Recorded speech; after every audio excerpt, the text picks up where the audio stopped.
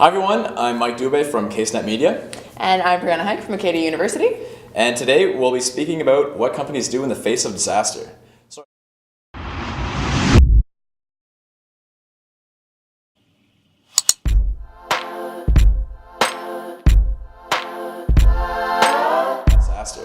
I recently read an article about high-profile companies helping out disaster victims.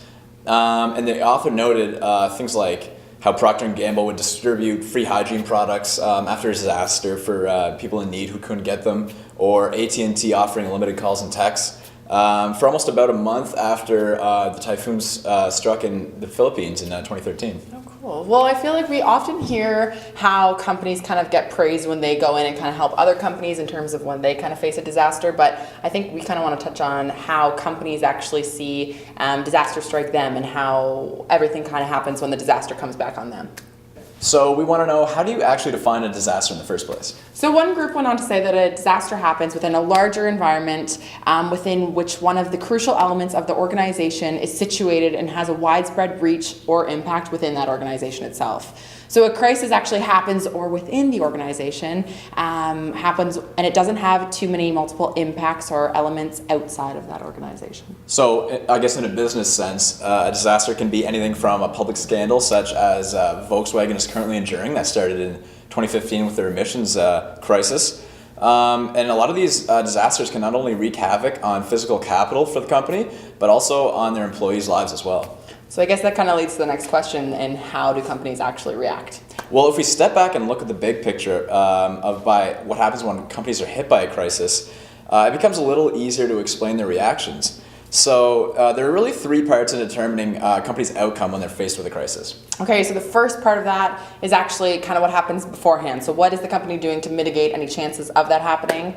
The second part is what happens during the disaster. So what is the company doing during everything going on at that point? And the third point is, of course, looking at what's kind of going on as an after effect in terms of what happens after the disaster strikes. So to give some context, one study actually suggests that whether it's from natural disaster or like a major database loss, 40% of companies actually won't recover.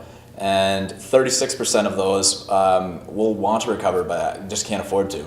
So that kind of leads into our next point of what recent crises or disasters have actually been going on.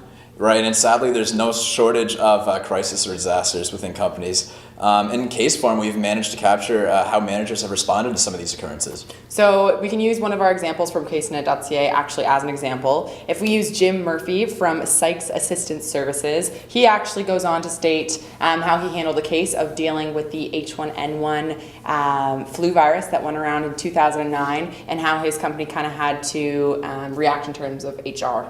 Right, and another one of our speakers, the CEO of Icelandair, had to figure out how to manage in 2010 when there was volcanic eruptions happening throughout Europe, how to keep his airline running.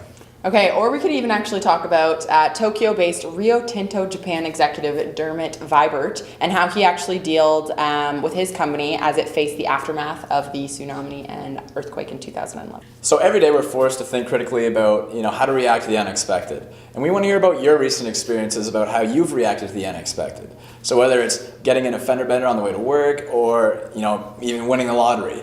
Life can throw many curveballs. So to find out more about what we've been talking about in terms of Jim Murphy and Sykes Assistance Services, or even Dermot Vibert with Rio Tinto Japan, and all the way to CEO of Icelandair, what they've been doing in terms of dealing with the unexpected, head to casenet.ca. We'd love to have comments from you and hear what you guys have to say. And thanks for watching, and we'll see you guys soon.